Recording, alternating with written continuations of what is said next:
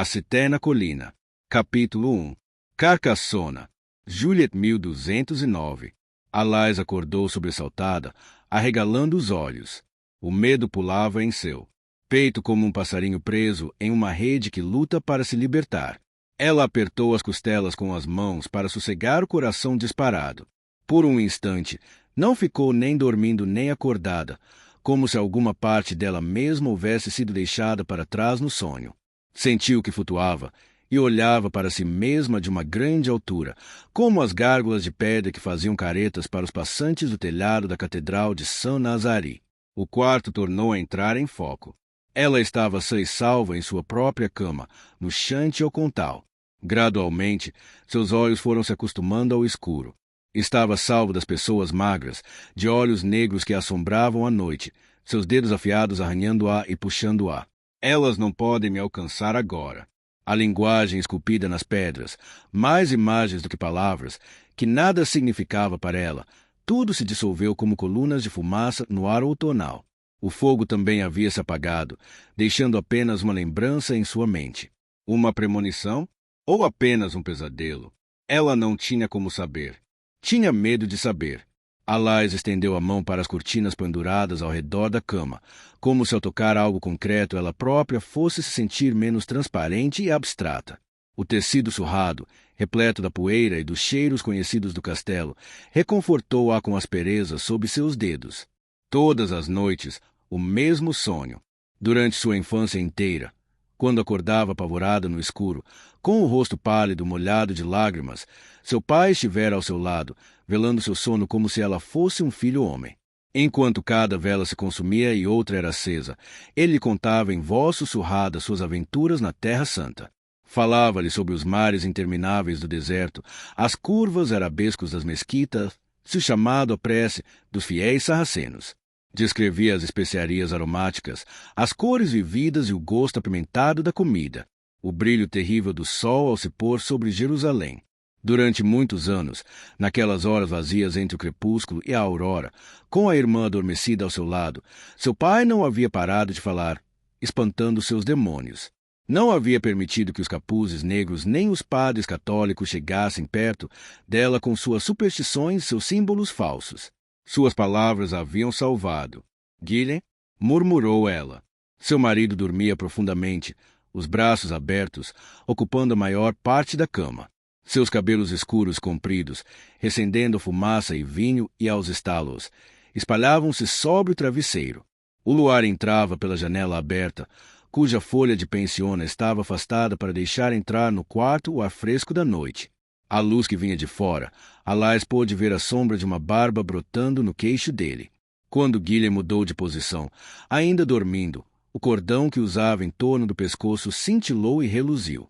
Alais queria que ele acordasse e lhe dissesse que estava tudo bem, que ela não precisava mais ter medo. Mas ele não fez menção de acordar, e não ocorreu a ela acordá-lo. Destemida em todas as outras coisas, ela era inexperiente nos hábitos do casamento e ainda cautelosa com ele. Então contentou-se em correr os dedos por seus braços lisos e bronzeados de um lado a outro de seus ombros, firmes e largos devido às horas passadas treinando com a espada e o alvo para a justa. Alais podia sentir a vida se movendo sob a pele dele mesmo enquanto ele dormia. E quando se lembrou de como haviam passado a primeira parte da noite, suas bochechas coraram, embora não houvesse ninguém ali para ver. Alais estava maravilhada com as sensações que Guilhem provocava nela. Deliciava-se com o modo como seu coração pulava quando o via inesperadamente, o modo como o chão fugia debaixo de seus pés quando ele sorria para ela. Ao mesmo tempo, não gostava daquela sensação de impotência. Temia que o amor a estivesse tornando fraca, tonta. Não tinha dúvidas de que amava Guilhem, mas mesmo assim sabia que não estava se entregando totalmente. Alais suspirou. Tudo o que podia esperar era que, com o tempo, aquilo se tornasse mais fácil. Algo na qualidade da luz, um preto clareando em direção ao cinza, e a ocasional ameaça de um canto de pássaro vindo das árvores no pátio, sugeriam-lhe que a aurora não demoraria a chegar. Ela sabia que não conseguiria voltar a dormir agora. Alais esgueirou-se entre as cortinas da cama e percorreu o quarto na ponta dos pés até o baú que ficava no canto mais distante. O piso de cerâmica estava frio e o revestimento de esteira desarranhava seus dedos. Ela abriu a tampa, retirou o sachê de lavanda de cima da pilha e tirou lá de dentro um vestido verde escuro simples. Estremecendo um pouco, vestiu a roupa, passando os braços pelas mangas estreitas. Puxou o tecido ligeiramente úmido por cima de sua combinação, depois amarrou o cordão com firmeza. Alais tinha 17 anos, estava casada havia 6 meses, mas ainda não adquirira as curvas e o balanço de uma mulher adulta. O vestido ficava pendurado em seu corpo magro, informe, como se não lhe pertencesse. Apoiando-se com a mão em cima da mesa, ela calçou chinelos de couro maleável e pegou sua capa vermelha favorita do encosto da cadeira. As bordas e a bainha eram enfeitadas com um intrincado bordado azul e verde de quadrados e diamantes, entrelaçados a diminutas flores amarelas, que ela mesma havia criado para o dia de seu casamento. Passará semanas a fio bordando aquilo. Ficará novembro e dezembro inteiros trabalhando no bordado, os dedos cada vez mais doloridos e enregelados de frio. Apressada para... Alais voltou a atenção para seu panier, que estava no chão ao lado do baú. Verificou que sua bolsinha de ervas e sua bolsa de dinheiro estavam lá, junto com as tiras de pano para amarrar plantas e raízes, com suas ferramentas para cavar e cortar. Por fim, prendeu a capa com firmeza ao pescoço com uma fita, enfiou a faca na bainha presa à cintura, cobriu os longos cabelos soltos com capuz e cruzou o quarto em silêncio até sair para o corredor deserto. A porta se fechou atrás dela com um clique. Não era ainda prima, de modo que ninguém circulava pela área residencial do palácio. Alais percorreu o corredor com rapidez, a capa arrastando-se suavemente pelo chão de pedra, em direção às escadas íngremes e estreitas. Passou por cima do menino, um criado, que dormia embolado junto a uma parede do lado de fora do quarto que sua irmã Oriane dividia com o marido. Quando desceu um pouco mais as escadas, um barulho de vozes flutuou ao seu encontro vindo das cozinhas no subsolo. Àquela hora, os criados já trabalhavam com afinco. Alais ouviu um tapa seguido de um grito, sinal de que um infeliz menino começava o dia com a mão pesada do cozinheiro a estalar em sua nuca. Um ajudante de cozinha se aproximou dela aos tropeços, lutando com um imenso meio barril de água que havia tirado do poço. Alais sorriu. Buongiorno. Buongiorno, dama, respondeu ele com cautela. Venha, disse ela, descendo as escadas antes dele para abrir a porta. Mercé, dama, disse ele, agora um pouco menos tímido. Grand mercé. A cozinha fervilhava de atividade. Grandes volutas de vapor já subiam da imensa pairola, o caldeirão pendurado em um gancho acima do fogo. Um criado mais velho pegou o barril d'água das mãos do ajudante de cozinha, esvaziou dentro da panela, depois devolveu o barril sem dizer palavra. O menino revirou os olhos para Alais enquanto saía e tomava mais uma vez o rumo do poço lá em cima. Capões, lentilhas e repolhos em jarros de cerâmica lacrados aguardavam na grande mesa, no centro do aposento à hora de serem cozidos, junto com outros recipientes contendo tainhas, enguias e lúcios. Em um dos cantos havia bolos tipo fogaça envoltos em tecido, patê de ganso e fatia de carne de porco salgada. No outro, bandejas de uvas, marmelos, figos e cerejas. Um menino de 9 ou 10 anos estava em pé com os cotovelos fincados na mesa, e sua expressão de desgosto mostrava o quanto ele estava animado para mais um dia suando junto ao espeto, vigiando a carne a assar. Ao lado do fogo principal, os gravetos ardiam intensamente dentro do forno de pão em forma de domo. A primeira fornada de pão de blat, o pão de trigo, já estava disposta na mesa para esfriar. O cheiro deixou Alais com fome. Posso pegar um destes? O cozinheiro levantou os olhos, furioso diante da intrusão de uma mulher em sua cozinha. Então viu quem era, e seu rosto mal-humorado abriu-se em um sorriso torto que revelou uma fileira de dentes podres. Dama Alais, disse com alegria, limpando as mãos no avental. Bem-vinda. Que honra. Faz algum tempo que a senhora não vem nos visitar. Sentimos sua falta. Jacques, disse ela, carinhosa, eu não iria querer atrapalhar. Atrapalhar, repetiu ele rindo. Como a senhora poderia algum dia me atrapalhar? Quando criança, Alais passava muito tempo na cozinha, observando e aprendendo, a única menina que Jacques jamais havia autorizado cruzar a soleira de seu território masculino. O que posso lhe oferecer, dama Alais? Só um pouco de pão, Jacques, um pouco de vinho também, se puder. O senho dele se franziu. Perdoe-me, mas a senhora não está indo para o rio, está? Não a esta hora do dia, desacompanhada? uma dama da sua condição. O dia nem clareou ainda. Andei ouvindo coisas, histórias de... Alais tocou-lhe o braço com a mão. É bondade sua se preocupar, Jaque, e sei que você só quer o meu bem, mas não vai acontecer nada. Eu lhe dou a minha palavra. Sei exatamente onde estou indo. Vou e volto antes que alguém sequer descubra que saí, juro. Seu pai sabe. Ela levou o dedo aos lábios, num gesto conspiratório. Você sabe que não, mas por favor guarde segredo. Tomarei muito cuidado. Jaque não parecia nada convencido, mas, sentindo já ter dito tudo o que se atrevia a dizer, não discutiu. Encaminhou-se lentamente até a mesa, enrolou um pão redondo em um pano branco e ordenou a um ajudante de cozinha que fosse buscar uma jarra de vinho. Alais olhava para ele, sentindo o coração apertado. Seus movimentos estavam mais vagarosos ultimamente, e ele mancava muito com a perna esquerda. Sua perna ainda o incomoda? Não muito, mentiu ele. Posso enfaixá-la para você depois, se quiser. Não parece que esse corte está cicatrizando como deveria. Não está tão ruim assim. Usou o unguento que fiz para você? Perguntou ela, sabendo pela expressão no rosto dele que a resposta era não. Jaque abriu as mãos gorduchas no gesto de quem se rende. Há tanto que fazer, dama. Todos esses convidados, centenas contando os criados, cavalariços, pajens, damas de companhia, sem falar nos cônsules e suas famílias. E hoje em dia tantas coisas são difíceis de encontrar. Veja, senhora, que ontem mesmo eu mandei. Tudo isso é verdade, Jaque, disse Alais, mas a sua perna não vai ficar boa sozinha. O corte foi profundo demais. Ela subitamente se deu conta de que o nível do barulho diminuíra. Levantou os olhos e viu que a cozinha inteira escutava a conversa dos dois. Os meninos mais jovens, de cotovelos apoiados na mesa, assistiam boquiabertos a seu patrão de pavio curto levar um pito. E de uma mulher, fingindo não ter percebido, Alais baixou a voz. Por que não volto mais tarde para fazer o curativo? Para lhe agradecer por isto. Ela indicou o pão com um tapinha. Pode ser o nosso segredo. Ok? Uma troca justa. Por um instante, temeu ter sido íntima demais ao prever a reação dele. Mas, depois de um instante de hesitação, Jaque deu um sorriso. Bem, disse ela, voltarei quando o sol estiver alto e cuidarei disso. Jeans de a bordo. Em breve.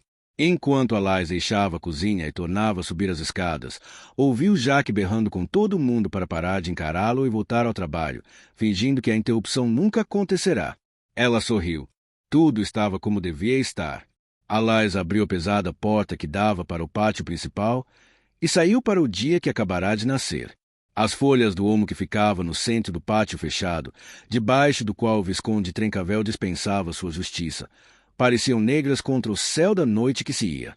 Seus galhos estavam coalhados de cotovias e carriças, e os cantos dos pássaros ressoavam agudos e límpidos na aurora. O avô de Raymond de Roger Trencavel havia construído o Chanty-Ocontal mais de 100 anos antes, uma sede de onde governar seus territórios cada vez mais extensos.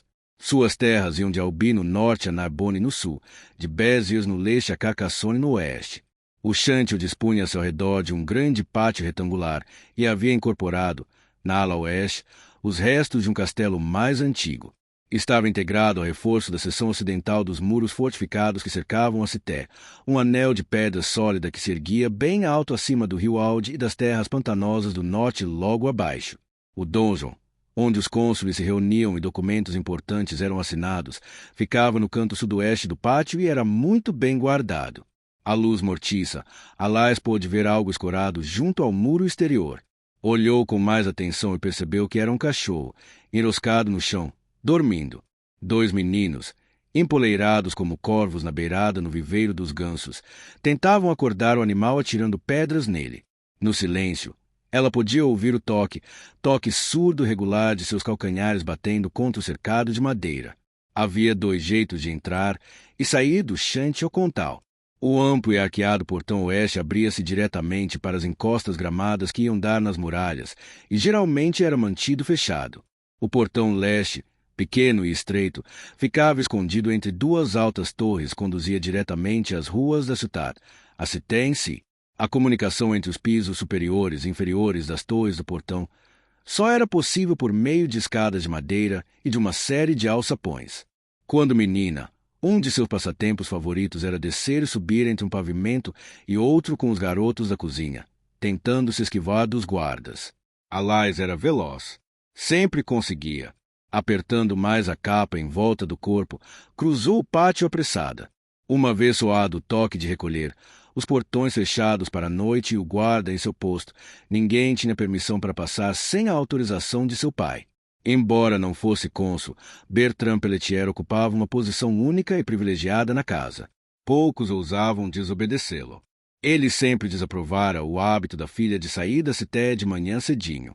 Naqueles dias, fazia questão ainda maior de que ela ficasse dentro dos muros do Chantiel durante a noite.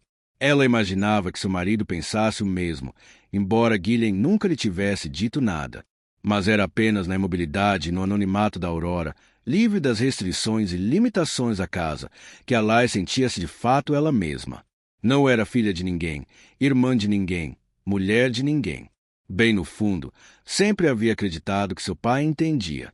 Por mais que lhe desagradasse desobedecê-lo, ela não queria abrir mão daqueles momentos de liberdade. A maioria dos guardas noturnos fingia não ver suas idas e vindas. Pelo menos sempre fora assim. Desde que rumores de guerra haviam começado a circular, a guarnição ficará mais cuidadosa. À primeira vista, a vida seguia praticamente igual. Embora refugiados chegassem à cité de tempos em tempos, suas histórias de ataques ou de perseguição religiosa não pareciam nada fora do comum para Alice. Atacantes que surgiam não se sabia de onde e abatiam-se como relâmpago no verão, desaparecendo em seguida, eram fatos da vida para qualquer pessoa que vivesse fora da segurança de uma aldeia ou cidade fortificadas. As histórias não pareciam nada diferentes do habitual, nem para melhor nem para pior. Guilhem não parecia particularmente perturbado pelos boatos sobre um conflito, pelo menos até onde ela podia perceber. Ele nunca conversava com ela sobre essas coisas. Oriane, porém, afirmava que um exército francês de cruzados religioso se estava se preparando para atacar as terras do Pays d'Oc. Além disso, ela afirmava que a campanha tinha o apoio do Papa e do rei da França. Alice sabia por experiência que muito do que Oriane dizia tinha como única intenção aborrecê-la. Mesmo assim, sua irmã parecia saber coisas antes de qualquer outra pessoa na casa, e não se podia negar que o número de mensagens que entravam e saíam do Chantiel aumentava a cada dia. Também era inegável que as rugas de preocupação no rosto de seu pai estavam mais profundas e mais escuras, e as cavidades em suas bochechas mais acentuadas. Os sergents de armas de guarda no portão leste estavam alertas, embora seus olhos estivessem orlados de vermelho depois da longa noite. Os capacetes quadrados de prata estavam posicionados bem alto em suas cabeças, e suas cotas de malha pareciam opacas à pálida luz da aurora. Com os escudos pendurados desleixadamente nos ombros e as espadas embainhadas, pareciam mais prontos para a cama do que para a batalha.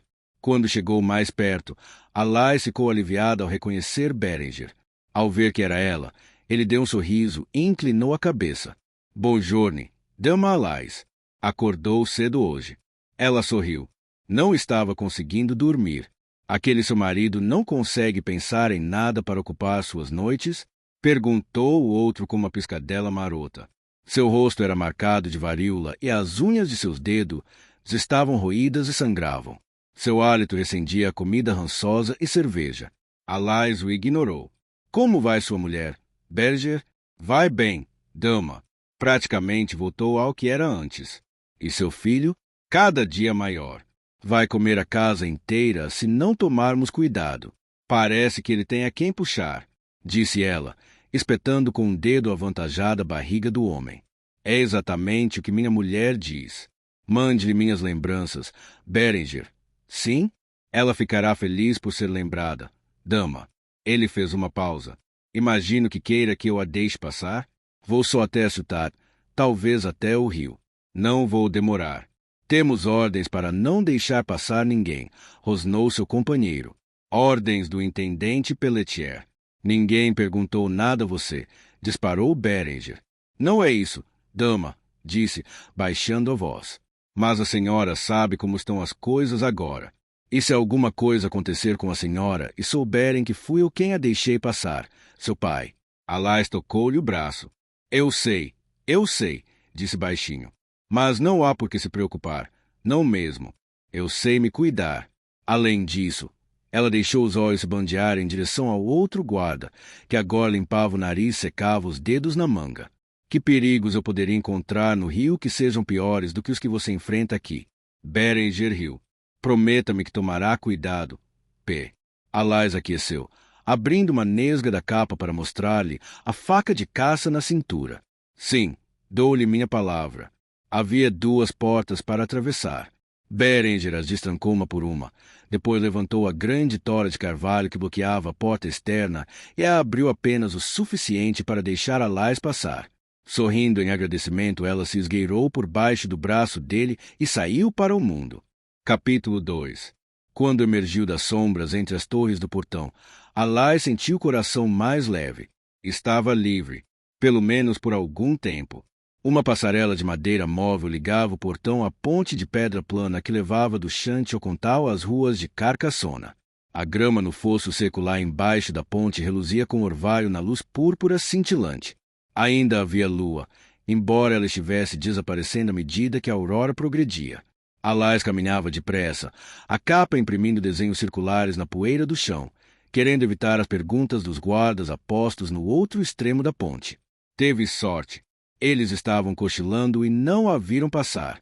Ela percorreu apressado o terreno aberto e embrenhou-se em uma rede de becos estreitos, rumo a um pequeno portão ao lado da Tour do Moulin d'Avar, a parte mais antiga das muralhas. O portão dava diretamente para as hortas e os farachaus, os pastos que ocupavam as terras em torno da citéia do subúrbio setentrional de St. Vicens. Naquela hora do dia, era o caminho mais rápido para chegar ao rio sem ser visto. Levantando as saias, Alais passou com cautela pelos vestígios de mais uma noite de excesso na taberna Saint John dels Evangelis. Maçãs amassadas, peras comidas pela metade, ossos roídos ainda com restos de carne e tonéis de cerveja quebrados jaziam espalhados pelo chão. Um pouco mais adiante, um mendigo dormia encolhido na soleira de uma porta, o braço descansando sobre um velho imenso e molhado. 3 homens estavam jogados ao pé do poço, resmungando e roncando alto bastante para silenciar o canto dos pássaros. A sentinela de guarda no portão estava um caco, tossindo e pigarreando, enrolado na capa de modo que apenas a ponta do nariz e as sobrancelhas estavam visíveis. Ele não queria ser incomodado. No início, sequer se dignou a tomar conhecimento da presença de Alais. Ela enfiou a mão na bolsa e tirou uma moeda. Sem ao menos olhar para ela, ele arrebatou o dinheiro com a mão suja, testou sua dureza entre os dentes e em seguida soltou os trincos e abriu uma nesga do portão para deixá-la passar. O caminho que descia até o Barbacan era íngreme e pedregoso. Estendia-se entre 2 altas cercas protetoras de madeira e era difícil ver qualquer coisa. Mas Alais fizera muitas vezes esse caminho para sair da cité, conhecia cada declive e cada elevação do terreno e desceu sem dificuldade. Margeou o pé da torre baixa e redonda feita de madeira, seguindo o caminho da água que corria veloz, como em um moinho, passando pelo meio do Barbacan. Arbustos arranhavam suas pernas e espinhos puxavam o fio de seu vestido. Quando chegou lá embaixo, a bainha de sua capa tinha uma cor vermelha escura, encharcada pelo contato com a grama. O bico de seus chinelos de couro também estava manchado de escuro. No instante em que pôs o pé para fora da sombra da paliçada e entrou no mundo amplo e aberto, Alais sentiu-se mais animada. Ao longe, a bruma branca de julho pairava sobre Montagne Noire. O sol que surgia no horizonte estava transpassado de cor de rosa e roxo. Em pé, contemplando a colcha de retalhos perfeita formada por campos de cevada, milho e trigo e as florestas que se estendiam até onde seu olho alcançava, Alais sentiu a presença do passado a toda a sua volta, a envolvê-la. Espíritos, amigos e fantasmas que estendiam as mãos e sussurravam histórias sobre suas vidas, compartilhando com ela seus segredos. Eles a conectavam a todos aqueles que já haviam pisado naquelas colinas, e todos que ainda pisariam ali, sonhando com o que a vida lhes reservava. Alais nunca havia saído das terras do Visconde Trencavel.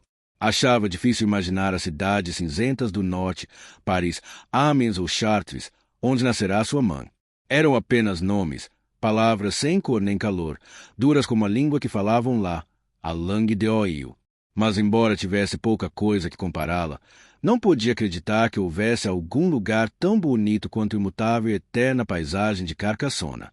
Alais começou a descer a colina, costurando seu caminho entre os ásperos arbustos e a vegetação rasteira até chegar aos brejos planos das margens meridionais do rio Alde. Suas saias encharcadas colavam-se à parte de trás de suas pernas, e ela tropeçava de vez em quando. Sentia-se pouco à vontade, percebeu, atenta, e caminhava mais depressa que o habitual.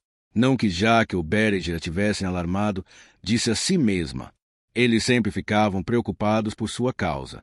Mas nesse dia ela se sentia isolada e vulnerável. Sua mão moveu-se até a adaga em sua cintura, e ela se lembrou da história do mercador que alegava ter visto um lobo na margem oposta na semana anterior. Todos pensavam que ele estivesse exagerando. Nessa época do ano, provavelmente não passava de uma raposa ou de um cão selvagem. Mas, agora que ela estava ali sozinha, a história parecia mais plausível. O cabo frio da adaga reconfortou. Por um instante, Alais sentiu-se tentada a dar meia volta. Não seja tão covarde. Continuou.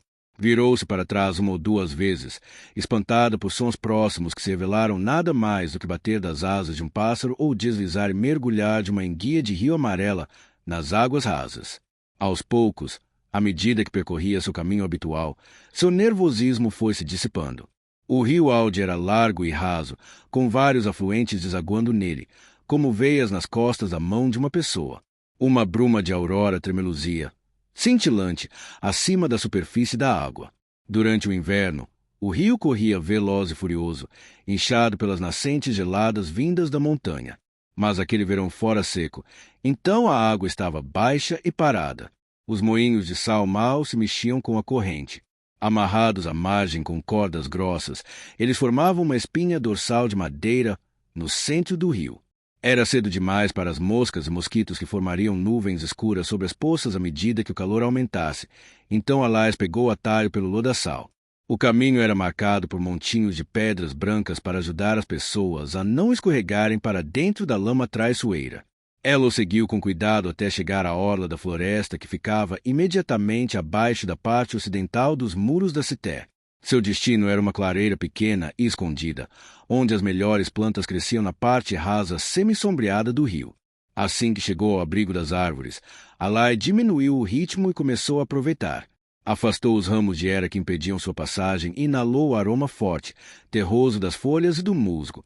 Embora não houvesse sinal de atividade humana, a floresta estava repleta de cores e sons. O ar enchia-se de gorjeios e trinados de estorninhos, carriças e pintarroxos. Galhos e folhas estalavam e se partiam sob seus pés. Coelhos corriam rente ao chão, o rabo branco saltitando enquanto procuravam abrigo entre os grupos de flores amarelas, roxas e azuis. Bem no alto dos longos galhos dos pinheiros, esquilos de pelo vermelho despedaçavam as pinhas, fazendo cair agulhas finas e cheirosas no chão embaixo das árvores. Quando chegou à clareira, pequena ilha de terra com um espaço aberto que conduzia ao rio, Alais estava com calor. Aliviada, largou seu panier, esfregando a parte interna do cotovelo onde a alça havia marcado a pele. Retirou a pesada capa e a pendurou no galho baixo de um salgueiro branco, antes de enxugar o rosto e o pescoço com um lenço. Pôs o vinho em um buraco no tronco da árvore para mantê-lo fresco. Os imponentes muros do Chante Ocontal erguiam-se altos acima dela. O contorno conhecido, alto e esguio da Turpinte destacava-se contra o céu pálido. Alais perguntou-se se seu pai estaria acordado, já sentado com o Visconde em seus aposentos particulares. Seus olhos desviaram-se para a esquerda da torre de observação, à procura de sua própria janela. Gillen ainda estaria dormindo, ou teria acordado e descoberto que ela havia saído. Sempre que ela levantava os olhos e olhava através do toldo verde formado pelas folhas, admirava-se que a Cité ficasse tão perto dali. Dois mundos diferentes em intenso contraste. Lá dentro, nas ruas e corredores do Chante Ocontal, tudo era barulho e atividade. Não havia paz. Ali embaixo, no reino das criaturas das matas e dos pântanos, reinava um silêncio profundo e imemorial. Era ali que ela se sentia em casa. Alais descalçou chinelos de couro. Sentiu a grama deliciosamente fresca entre seus dedos, ainda molhada do orvalho da manhã, fazendo cócegas nas solas de seus pés. Com o prazer daquele instante, qualquer pensamento sobre a Cité e sua casa desapareceu de sua mente. Ela levou as ferramentas até a beira d'água. Um pé de Angélica crescia na parte rasa, onde o rio terminava. Seus caules fortes e cilíndricos pareciam uma fileira de soldados de brinquedo em posição de sentido no chão lamacento. Suas folhas verdes brilhantes, algumas maiores do que sua mão, lançavam uma leve sombra sobre a água. Nada melhor do que Angélica para purificar o sangue e proteger contra infecções. Sua amiga e mentora, Esclarmonde, havia lhe ensinado com muita insistência o quanto era importante recolher ingredientes para compressas, medicamentos e remédios onde e quando quer que os encontrasse. Mesmo que a Cité naqueles dias estivesse livre de infecções, quem poderia dizer o que traria o amanhã? Moléstias e doenças podiam atacar a qualquer momento. Como tudo que Esclarmonde lhe dizia, era um bom conselho. Arregaçando as mangas, Alais virou a bainha da faca até ela ficar rente às suas costas, para não atrapalhá-la. Enrolou os cabelos em uma trança para impedir que caíssem sobre seu rosto enquanto trabalhava. Depois prendeu as saias do vestido no corpete antes de entrar no rio. O súbito frio em seus tornozelos arrepiou sua pele e a fez ofegar. Alais molhou as tiras de pano na água e as arrumou em uma fileira na margem. Em seguida começou a cavar as raízes com sua pazinha. A primeira planta não demorou a se desprender do fundo do rio com um som úmido. Levando-a até a margem, ela usou o pequeno machado para cortá-la em várias partes. Enrolou as raízes no pano e as arrumou deitadas no fundo do panier. Depois enrolou as pequenas flores amarelo-esverdeadas, com seu cheiro apimentado característico, em um pano separado, e colocou-as na sacola de couro. Descartou as folhas e o resto dos caules antes de tornar a entrar na água e começar tudo de novo. Logo suas mãos estavam manchadas de verde e seus braços cobertos de lama. Depois de colher a Angélica, Alais olhou em volta para ver se havia mais alguma coisa que pudesse usar. Um pouco mais acima do rio, viu um pé de confrei, com suas folhas estranhas e características que brotavam do próprio caule, seus cachos de flores cor-de-rosa e roxas em formato de sino.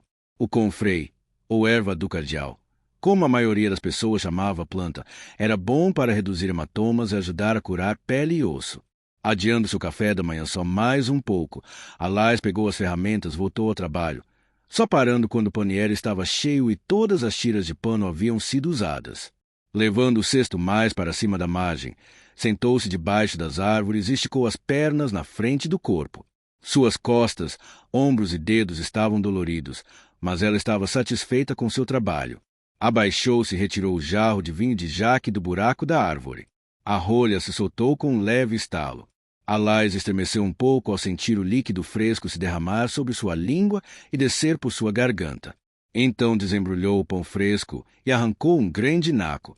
O gosto era uma estranha mistura de trigo, sal, água de rio e grama, mas ela estava faminta.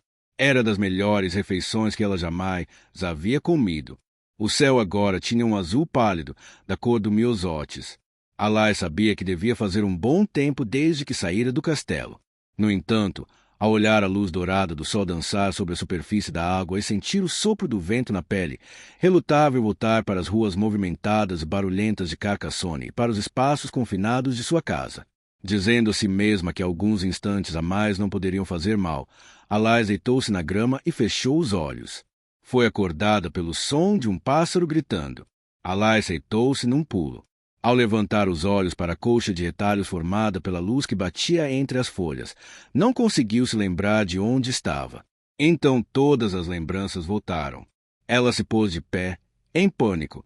O sol agora estava alto, em um céu sem nenhuma nuvem. Ela ficará fora tempo demais. Àquela altura, sem dúvida teriam dado por sua falta. Apressando-se para arrumar suas coisas o mais rápido possível, Alais enxagou as ferramentas no rio sem muito capricho e salpicou água sobre as tiras de pano para manter as plantas úmidas. Estava prestes a virar as costas quando algo emaranhado nas plantas aquáticas chamou sua atenção. Parecia um toco de árvore ou um tronco. Alais protegeu os olhos do sol, perguntando-se como não tinha visto aquilo antes. O objeto se movia com demasiada fluidez, acompanhando a corrente lânguido demais para ser algo sólido como casca de árvore ou madeira. Alais chegou mais perto. Agora podia ver que era um pedaço de material pesado e escuro, inchado pela água. Depois de hesitar por um instante, sua curiosidade dominou e ela entrou novamente no rio, dessa vez indo além da parte mais rasa até as águas mais fundas que corriam rápidas e escuras no centro do leito. Quanto mais longe ia, mais fria ficava a água. Alais esforçou-se para manter o equilíbrio. Enterrou os dedos dos pés mais fundo na lama que chapinhava enquanto a água batia em suas coxas finas brancas em suas saias. Logo depois da metade do rio, parou, com o coração aos pulos e as palmas das mãos subitamente suadas de medo agora que conseguia ver com mais clareza. Paire-san, Santo Pai. As palavras saltaram-lhe aos lábios inconscientemente. O corpo de um homem flutuava de bruços na água, a capa desdobrando-se à sua volta como um leque. Alais engoliu em seco. Ele vestia um casaco de gola alta de veludo marrom, debruado com uma fita de seda preta e arrematado por um fio de ouro. Ela podia ver o brilho de uma corrente ou pulseira de ouro debaixo d'água. A cabeça do homem estava descoberta. Então ela pôde ver que seus cabelos eram encaracolados e negros, salpicados de fios grisalhos. Ele parecia estar usando algo em volta do pescoço, uma espécie de trança cor de carmim, uma fita. Ela deu mais um passo em sua direção. Seu primeiro pensamento foi que ele provavelmente pisara em falso, no escuro, escorregara no rio e se afogara. Ela estava prestes a estender a mão quando alguma coisa na maneira como sua cabeça boiava na água a deteve. Ela respirou fundo, fascinada pelo cadáver entumecido. Vira um homem afogado certa vez. Inchada e distorcida, a pele marcada do marinheiro estava manchada de azul e roxo, como um hematoma antigo. Aquilo era diferente, havia algo errado. Parecia que a vida daquele homem já o havia deixado antes de ele entrar na água. Suas mãos sem vida estavam esticadas à sua frente, como se ele tentasse nadar. O braço esquerdo boiava na direção dela, levado pela corrente. Algo brilhante, algo colorido logo abaixo da superfície atraiu seu olhar. Havia uma lesão, irregular e desigual, como um sinal de nascença, vermelha contra a pele branca e inchada em volta do lugar onde seu polegar deveria ter estado. Ela olhou para seu pescoço. Alais sentiu os joelhos cederem. Tudo começou a se mover em câmera lenta, projetando-se e ondulando como a superfície de um mar agitado. A linha irregular cor de carmim que ela tomara por uma gola ou uma fita era um corte brutal, profundo. Ia de trás da orelha esquerda do homem até debaixo de seu queixo, quase separando a cabeça do corpo. Pedaços de pele cortada, que a água tornará verdes, ondulavam ao redor do corte. Pequenos peixes-reis e sanguessugas, negras e dilatadas, banqueteavam-se ao longo do ferimento. Por um instante, Alais pensou que seu coração havia parado de bater. Então o choque e o medo atingiram em igual proporção. Ela se virou e começou a correr pela água, escorregando, deslizando na lama, o instinto lhe dizendo para se afastar o máximo possível daquele corpo. Já estava encharcada da cintura para baixo. Seu vestido, deformado e pesado por causa da água, emaranhava-se em suas pernas, quase fazendo-a afundar. O rio pareceu-lhe 2 vezes mais largo do que antes, mas ela seguiu em frente, conseguindo chegar à segurança da margem antes de ser dominada pela náusea e vomitar com violência. Vinho, pão ainda não digerido, água de rio. Meio rastejando, meio arrastando-se de 4, ela conseguiu subir mais pela margem antes de desabar no chão à sombra das árvores. Sua cabeça rodava, sua boca estava seca e com um gosto amargo, mas ela precisava sair dali. Alais tentou se levantar, mas suas pernas pareciam ocas e não a sustentavam. Tentando não chorar, limpou a boca com as costas da mão trêmula, depois tentou novamente se levantar, usando o tronco da árvore como apoio. Dessa vez conseguiu ficar de pé. Arrancando a capa da árvore com dedos desesperados, Alais conseguiu enfiar os pés imundos nos chinelos. Então, deixando todo o resto para trás, começou a correr de volta pela floresta como se o próprio diabo estivesse em seu encalço. O calor atingiu Alais no instante em que ela emergiu das árvores para o pântano aberto. O sol beliscava suas bochechas e seu pescoço, pinicando-a. O calor havia trazido os insetos e mosquitos, que voejavam em enxames por cima das poças à beira do caminho, e Alais seguia em frente aos tropeços, atravessando a paisagem inóspita. Suas pernas exaustas quase gritavam em protesto e sua respiração ardia, entrecortada, em sua garganta e peito, mas ela continuou correndo, correndo. Tudo o que tinha consciência era da necessidade de fugir para o mais longe possível daquele corpo e de contar para seu pai. Em vez de voltar pelo caminho por onde viera, que poderia estar trancado, Alai dirigiu-se instintivamente para São Vicens e a Porte de Rodez, que ligava esse subúrbio a Carcassonne. As ruas estavam movimentadas e Alais precisou empurrar as pessoas para passar. O murmúrio e o zumbido do mundo que tomava a vida iam ficando cada vez mais altos, mais intrusivos, conforme ela chegava mais perto da entrada da cité. Alais tentou tapar os ouvidos e pensar apenas em chegar ao portão. Rezando para que suas pernas não cedessem, foi abrindo caminho até mais à frente. Uma mulher bateu em seu ombro. Sua cabeça, dama, disse baixinho. A voz era gentil, mas parecia estar vindo de muito longe. Percebendo que seus cabelos estavam soltos e despenteados, Alais pôs a capa sobre os ombros e ergueu o capuz, com mãos que tremiam tanto de exaustão quanto de choque. Seguiu em frente, cobrindo a frente do vestido com o tecido, esperando assim esconder as manchas de lama, vômito e plantas aquáticas. Todos empurravam, corriam, gritavam. Alais pensou que fosse desmaiar. Estendeu a mão e se apoiou no muro. Os guardas de plantão na porte de rodeios deixavam passar a maioria dos habitantes locais sem perguntar nada, mas paravam vagabundos pedintes, ciganos, sarracenos e judeus, perguntando-lhes o que vinham fazer em Carcassonne e revistando seus pertences com mais brutalidade do que era necessário até receberem alguma pequena jarra de cerveja ou moeda, se passarem para a vítima seguinte. Deixaram Alais passar sem mal olhar para ela. As ruas estreitas da cité agora estavam repletas de vendedores ambulantes, mercadores, animais, soldados, ferreiros, jongleurs, mulheres de cônsules, seus criados e pregadores. Alais manteve a cabeça baixa como se estivesse caminhando na direção contrária de um cruel vento do norte, sem querer que a reconhecessem. Finalmente, viu o conhecido contorno da Tour do Major, seguida pela Tour des Casernes, e depois as torres duplas do portão leste quando o Chantier-Comtal tornou-se completamente visível. O alívio fechou sua garganta. Lágrimas de desespero brotaram de seus olhos. Furiosa com a própria fraqueza, Alais mordeu o lábio com força, fazendo-o sangrar. Sentia vergonha por estar tão abalada e estava determinada a não se humilhar ainda mais chorando em um lugar onde sua falta de coragem pudesse ser presenciada. Tudo o que queria era seu pai.